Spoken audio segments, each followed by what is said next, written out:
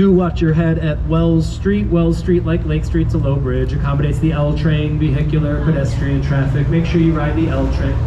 Check out how beautiful the Riverwalk is as we continue upriver on the main stem towards Lake Michigan.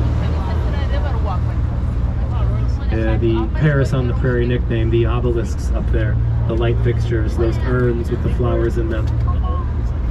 And Buckingham Fountain at Grant Park and the Regimented Gardens there, it's all again Daniel Burnham envisioned himself on the River Seine when reimagining Chicago. Even our bridges are French inspired. Look how beautiful LaSalle Street is. And then I'll show you all now how architecture goes a bit deeper. It's actually a conversation over time. You'll see a limestone building on the right. It's the LaSalle Wacker building. We say the building actually screams Art Deco. It's by Holabird Root. It's from the 20s. You'll note the massive setback on this tower. Yeah, here's the fun thing. See the neighbor? It's a luxury rental from 2013, showcasing the clouds and sky. It's contemporary. I call it the Ice Cube. See how the Ice Cube or 111 West Wacker has a ribbon that wraps up and around it? That ribbon halfway up is a party deck for residents to kick it and be awesome. See how they built the party deck on the new building at the exact same level as the setback on the neighbor? Yeah, that's on purpose. It's seemingly innocuous, but once you notice it, you can't unsee it. I'll talk about and showcase to you how these buildings are linked as we all wave to this kid. What's up, man? Have a good time, dude. You're the best. Heck yeah, changing kids' lives forever. That kid's life was just mediocre earlier, now it's the best. And speaking of the best, wait till you see this gem. Oh my goodness, friends, look over here to the right, 55 West Wacker Drive. Who did this to you, bro? Who hurt you, fam?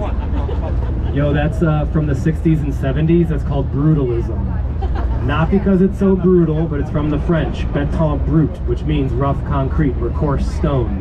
In the 60s and 70s, this bunker-esque vibe was popular amongst the federal government, popular amongst universities. It's very inexpensive and it induces compliance. Brutalism. 55 West Wacker, yeah. There's a beautiful Sunseeker yacht tied off here on the water's edge. That's a British manufactured yacht. I think that thing's 72 feet of fun. I prefer Italian boats.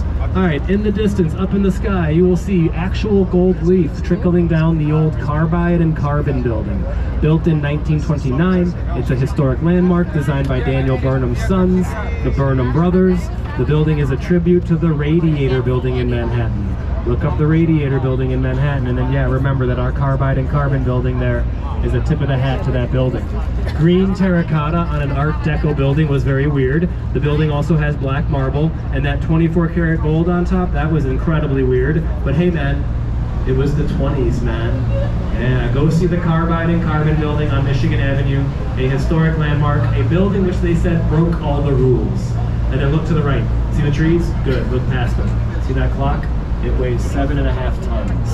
The guy on the clock is Father Time. The building, look at it, it's incredible. Our beloved Jewelers building.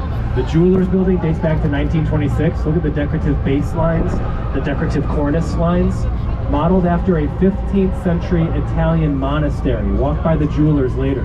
The feature on top in the middle, that's called a belvedere. The features right and left hand side, those are called tempiettos. Some of y'all might remember the roof of the Jewelers building. They blew it up at the end of the Transformers movie. I think it was Transformers 14. I don't remember. And then here's the skinniest skyscraper in Chicago. On the right, I call it the Gothic Rocket. It stood there since 1928. Used to stand there all by itself. That Gothic revivalism, indicative of the old world, the first skyscrapers in the world ever built. They were going to build an identical tower next to it in 1929, but didn't because of the Depression. That was an alleyway from then until 2016. Then they built this new glass sliver when this limestone building became a hotel. And can you folks appreciate how the building from 1923, made of limestone, see how its base lines here and the cornice lines actually go into the new glass feature as they've installed sawtooth-shaped window frames to reference the neighbor, right? Part of that conversation. The London Guarantee and Accident building here is one of my favorites. It sits where Fort Dearborn used to be. That was built in 1803 when Jefferson was president. Look at that building. Corinthian style columns, base and cornice. griffins as a stone relief, and up top on the edges, Grecian urns that sit quietly on the front edge there. And here we are, watching our heads at Michigan Avenue. Michigan Avenue is a low bridge. Folks, Michigan Avenue is the original shoreline of Lake Michigan. Everything out here is landfill or filled land. We named that bridge the Du Sable Bridge in honor of our first non-native resident. Du Sable was African and French and lived right over here from the 1770s to 1800. Where Du Sable lived is Pioneer Plaza. Come down here and see the Tribune Tower. Here's the fun thing on the Trib. They just turned it into multi-million-dollar condos. See how the midsection's indicative of the time period? 1925. It looks like Art Deco, right? Limestone verticality. See how the cornice inexplicably brings you back to the old world? It's got a French Gothic revivalist cornice, those beautiful flying buttresses, a very different looking vibe. You're seeing two styles mashed together there. The building was designed by Raymond Hood and John Mead Howells, New York City's famed architects. And then to show you how we have fun with architecture, built in 1989 by a Chicagoan named Adrian Smith, our beautiful NBC5 tower. See it there to your left? You'll swear you're looking at 30 Rock in Manhattan, right? This building actually tips its hat to that building 841 miles away in New York City. Adrian Smith, who designed it, also gave it halfway up flying buttresses, right? Tip of the hat to the buttresses you just saw in the Tribune. And in each instance, Raymond Hood, he built 30 Rock. Raymond Hood, he built the Trib. Adrian Smith, who built this building, is the man who built the Burj Khalifa in Dubai, the tallest building on the planet, which is 2,717 feet tall. The Sears Tower here in Chicago, the 23rd tallest building in the world, 1451. We don't call that Art Deco. Even though the NBC5 Tower so desperately wants to look like an Art Deco building, it's not from the 20s and 30s. Since it's from 1989, we call it Eco Deco. That is Eco Deco. Yeah, say that out loud to yourself. That's a thing. And then continuing with the fun of architecture, check out this one here. Oh my gosh, on the right, the Swiss Hotel. It's a triangle. Yeah. Isn't that great? After 30 years of dark black boxes, some guy's like, boom, triangle. Just hit him with it. Here's the truth. The guy who built it loved the triangle. It reminded him of the sail of a sailboat. His name was Harry Weiss. Harry Weiss served in the Navy. All right, quite an accomplished sailor. The triangle was like the sail of a sailboat. Notice how the Swiss Hotel looks like the bow of a ship as we go by. You can't get a bad view at the Swiss Hotel due to its orientation. And again, in the 80s and 90s, postmodern buildings are playing with architecture. They're switching things up. I promise I'll tell you all about Chicago's third tallest skyscraper here, the St. Regis, but we get a better view of it after we return from the turning basin up here. Do you all trust me to wait on the St. Regis? Yes? Okay, cool. Trust in the first third of our journey. Yeah. What I do enjoy showing people on the main stem here as we approach the mouth of the Chicago River, right by the 5th biggest lake on the planet, beautiful Lake Michigan. The prime time real estate here to our left at Riverview 1 and 2. These were designed by James DeStefano.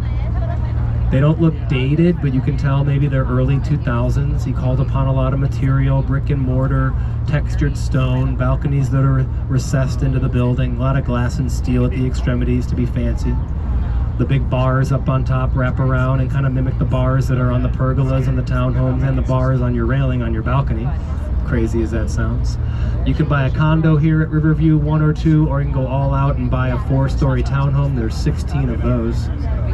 Never mind the pricing of the units, let's talk parking. Back in 2000, I like that was good. I'm gonna remember that transition. In 2005, they sold the parking spaces off to those who lived there. Each parking space was $50,000. $50K to pack your car, but then like you and your wife have 2 cars, right? So like, boom, they hit you with it. I pay the city of Chicago a little over $100 a year and I park in the street, saving millions. And you probably believe this, I know where all the free parking is. I am such a sketchy parker. I'll park in places that I know I've got about 26 minutes until they come for me. I'm pretty good at that. Learned the city well as a young man growing up on my skateboard, right? Getting lost in neighborhoods I shouldn't be in. That's what it's all about, man. You're gonna love this, friends. Lakeshore Drive Bridge, beautiful double-decker bascule trunnion bridge. Bascule in French means seesaw or teeter-totter. Trunnion means like pivot point. Massive weights sit under the bridge houses behind these walls. When the weights drop, they swing them open like so. They used to open these bridges all day, every day for cargo vessels that had the right of way. For about 140 years, this river, the Great Lakes, they were industrialized. See the bridge houses? See how the bridge houses look like little Art Deco style buildings? The bridge houses are all different on all the bridges, and they capture the style popular when the bridge was built. Lakeshore Drive Bridge, built 1938, when Art Deco was the thing. And as you gaze upon these bridge houses, I'll tell you,